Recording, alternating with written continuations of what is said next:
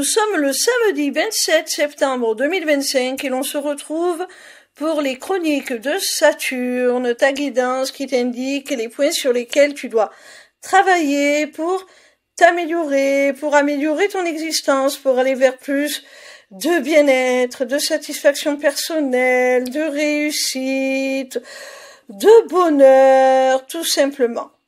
Cette semaine, j'ai effectué mon tirage avec l'oracle de l'ombre et de la lumière de Selena Moon. La première carte que j'ai tirée te parle de chérir et d'éliminer. Alors, cette carte nous montre la nécessité que tu as, mon petit rayon, à faire le tri dans ta vie.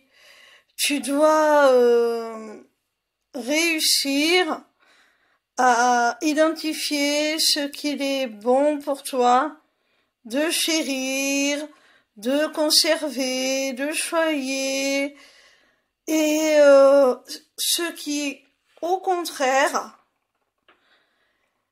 dans ta vie, nécessite que tu l'éjectes, que tu l'élimines, que tu t'en débarrasses, que tu le mettes de côté. C'est vraiment très important. Parce qu'il semble que, sans faire ce tri, tu t'encombres de choses qui t'alourdissent, qui te tirent vers le bas, qui te plombent et qui t'empêchent d'avancer. La seconde carte que j'ai tirée est celle de la solution et du problème. Tu dois, comme le disait la carte précédente, faire du tri. Tu accordes peut-être trop d'importance à certaines choses qu'il serait préférable d'abandonner.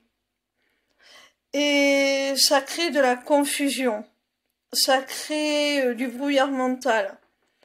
Et c'est ce qui t'empêche d'associer à chaque problème sa solution. C'est ce qui t'empêche de faire preuve de lucidité pour résoudre tes problématiques. La troisième carte que j'ai tirée est celle de la reconnaissance et de l'insatisfaction. Cette carte nous dit que tu es quelqu'un qui a besoin de cette reconnaissance, qui a quelque part besoin de la validation des autres.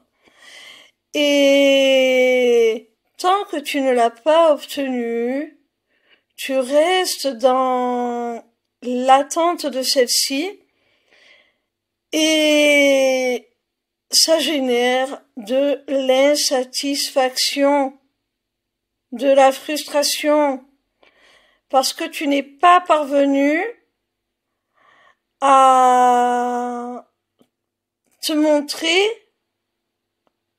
tel que tu aurais voulu que les autres te voient.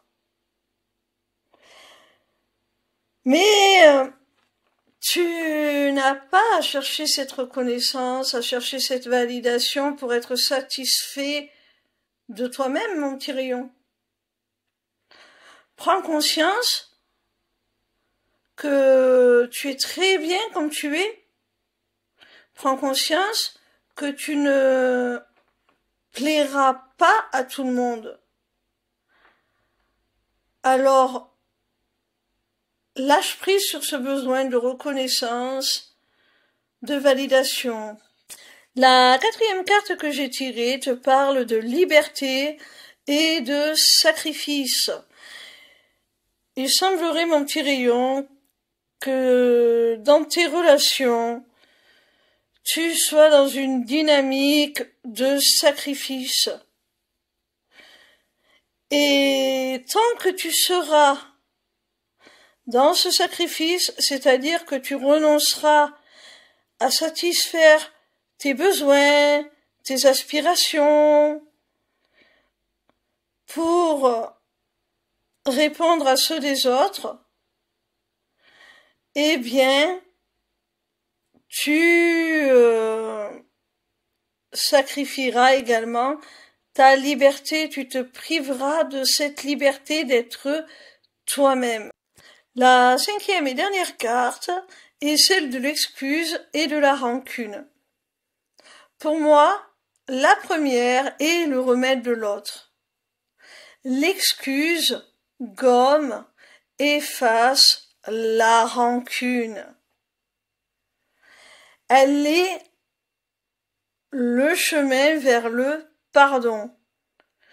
Et c'est quand ce pardon est accordé que la rancune s'estompe, se dissipe.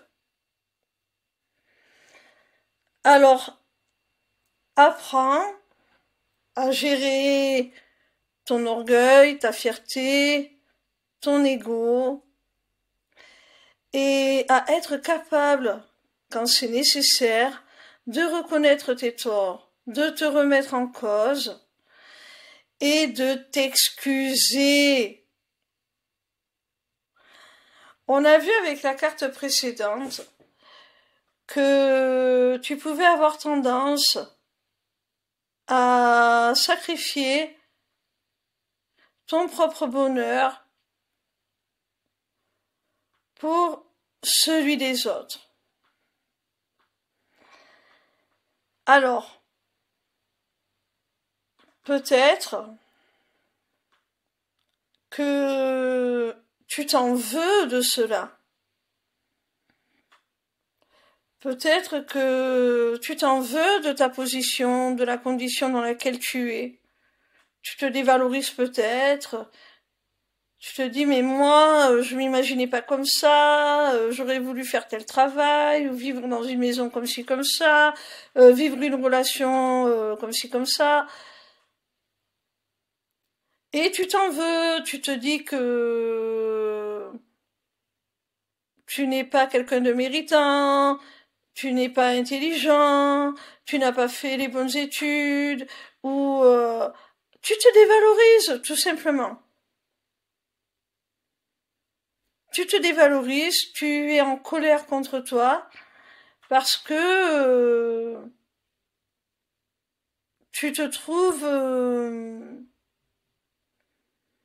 quelque part démuni, pathétique, tu n'as pas une très bonne image de toi. Alors, apprends à te pardonner à toi-même. Excuse-toi tes erreurs. Elles ont été faites